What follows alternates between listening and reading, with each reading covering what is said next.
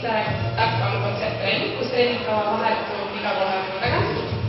Tegemist on treeninguga, mis on mõeldud treeningute inimestele ja kus aeroobne treening vaheldub funktsionaalse lihastreeninguga. Tule panen proovida. Väike näide selle